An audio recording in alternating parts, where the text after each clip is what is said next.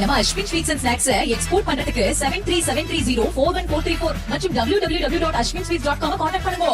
புதுச்சேரி சின்ன காலாப்பட்டு பகுதியில் கடற்கரையோரம் நிறுத்தி வைக்கப்பட்டிருந்த மீனவர்களுடைய 20க்கும் மேற்பட்ட படகுகள் வலைகள் கடலில் அடித்துச் செல்லப்பட்டதாக புகார் தெரிவித்த மீனவர்கள் பலமுறை தூண்டில் முள் வளைவு அமைக்க வலியுறுத்தியும் நடவடிக்கை எடுக்கவில்லை என கூறி தற்பொழுது சாலை மறியலில் ஈடுபட்டிருக்கிறார்கள். இது தொடர்பான விவரங்களோடு இணைகிறார் செய்தியாளர் கிருஷ்ணா. கள நிலவரம் என்ன? புதுச்சேரியில் இருந்து சென்னை செல்லக்கூடிய பகுதியில சின்ன காலாப்பட்டு, பெரிய காலாப்பட்டு, பிள்ளைச்சாவடி உள்ளிட்ட மீனவ கிராம பகுதி உள்ளது. இந்த மீனப்புற கிராம பகுதிகளை கடல் அரிப்பின் காரணமாக கிட்டத்தட்ட 1 கிலோமீட்டர் தூரத்திற்கு கடல் ஊருக்குள் உள்புகுந்து இருக்கிறது.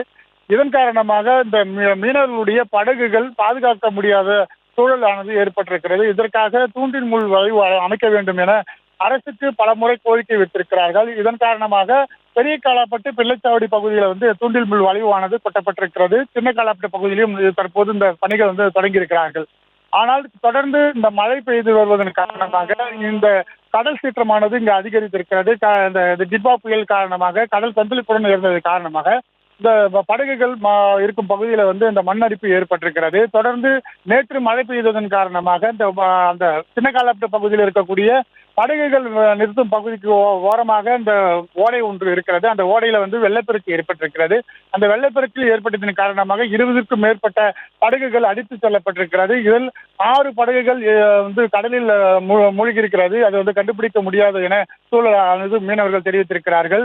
நேற்று இரவே மீனவர்கள் கடலுக்குள் அடித்து செல்லப்பட்டதை தொடர்ந்து காவல்துறை மற்றும் மாவட்ட நிர்வாகத்திற்கு தகவல் தெரிவித்திருக்கிறார்கள். ஆனால் மாவட்ட நிர்வாகமோ இது எந்த ஒரு நடவடிக்கையும் எடுக்காததை கண்டித்து காலையில் புதுச்சேரி சென்னை செல்லக்கூடிய ஈசிஆர் சாலையில் சின்ன காலாப்பட்டு பகுதியில் சாலை மறியல் போராட்டத்தில் ஈடுபட்டனர். இதனால் 1 மணி நேரத்திற்கு மேலாக இந்த சாலை மறியல் போராட்டத்தின் காரணமாக கல்லூரிக்கு செல்லக்கூடிய மாணவர்கள், வேலைக்கு செல்லக்கூடிய பொதுமக்கள் கடுமையாக சிரமத்தில் உள்ளாக்கப்பட்டார்கள்.